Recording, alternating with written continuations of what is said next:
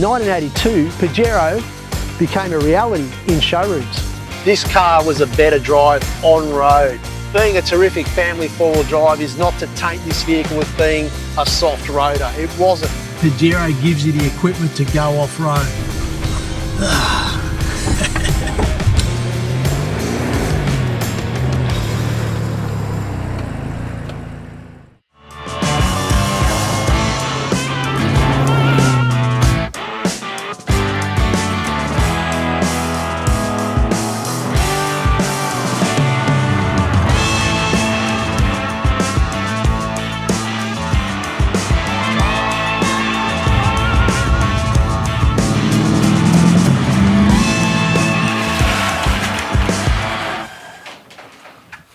Magnificent.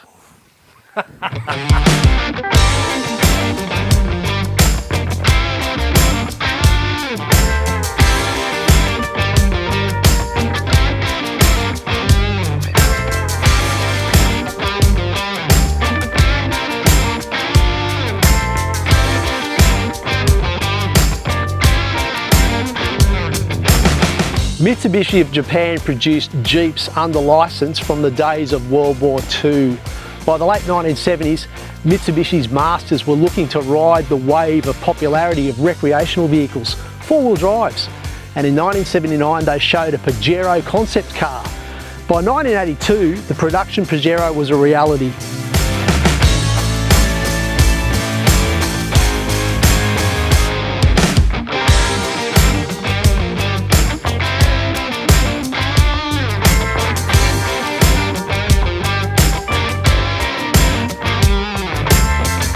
The Mitsubishi Pajero arrived in Australia in the middle of 1983, only about 6 months after the vehicle's launch in its home market of Japan.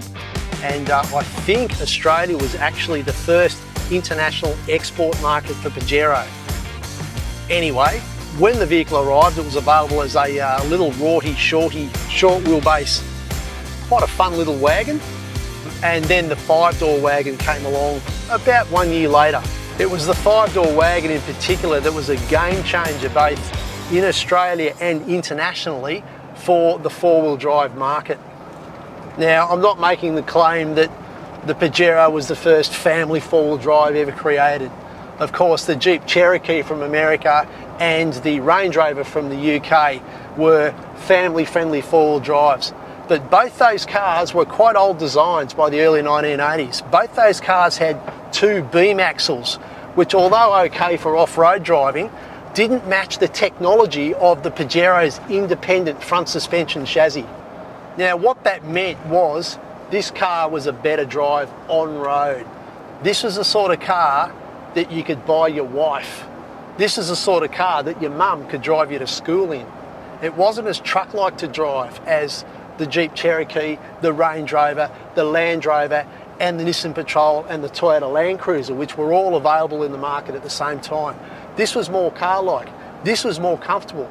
That's what made this such a significant vehicle. This is a comfy cabin. The Pajero is a comfortable place to be. These seats are terrific up front, good clear instruments. The driving position is terrific. In fact, the driving position is part of the appeal. This quite tall cabin and tall seating is part of the appeal of the Pajero to a lot of people over the years.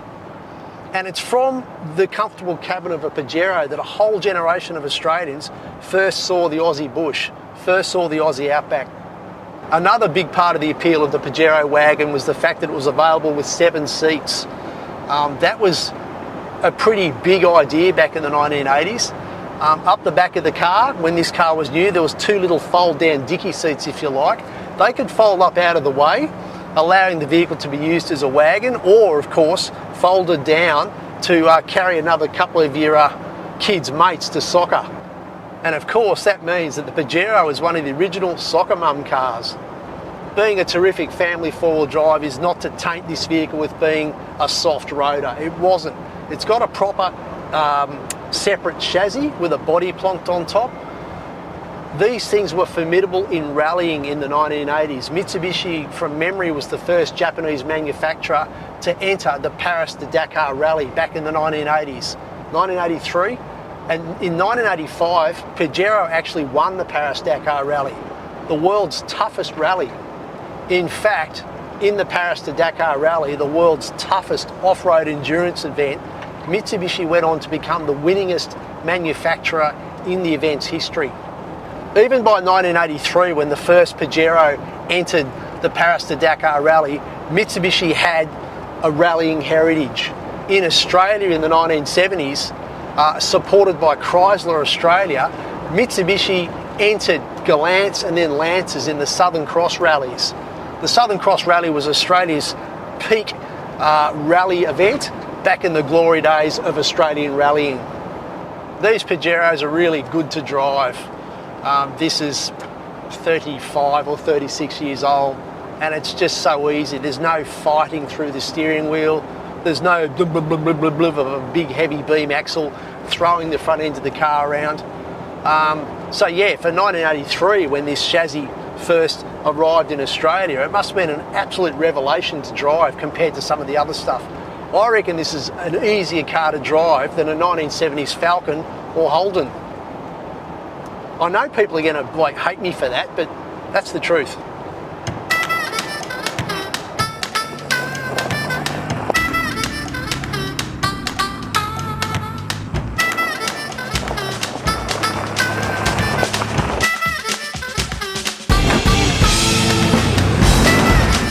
Being a four-wheel drive vehicle, Pajero gives you the equipment to go off-road.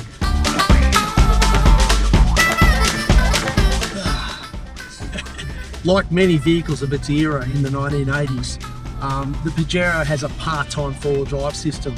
On road, on bitumen, you're running in rear-wheel drive. On gravel roads and places like farm paddocks, maybe snow, you're running in four-wheel drive high range.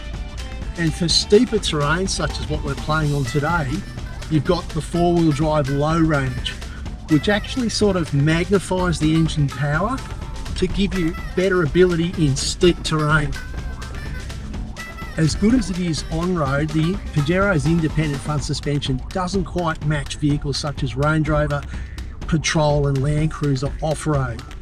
But as an all-rounder, it does a pretty good job. Okay, so I've mentioned the independent front suspension might not match some of the other big boy off-road vehicles off-road, but the Pajero's rear axle on the coil spring models has got a bit more flex, which goes a long way to making up for what the independent front suspension can't do.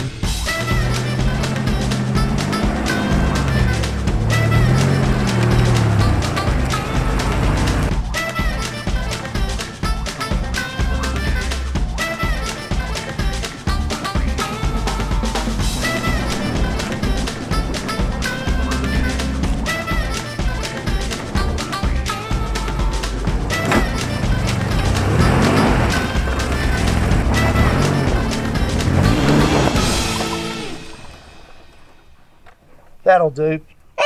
Not here to wreck the tracks. Anyway, there you go, boys and girls.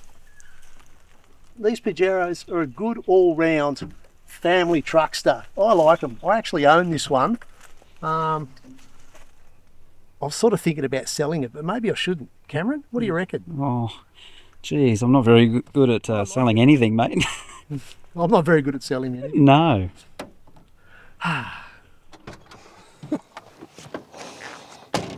That, folks, is the story of the Mitsubishi Pajero.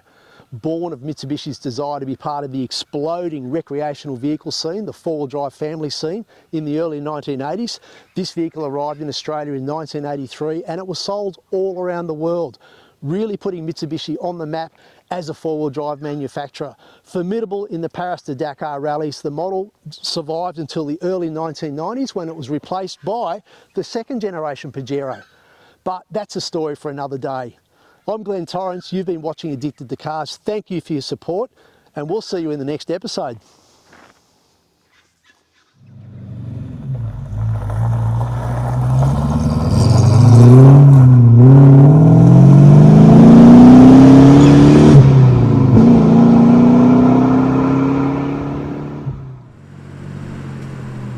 And there's a four-wheel drive low range setting in the gearbox that allows you to go off-road. I might do that again.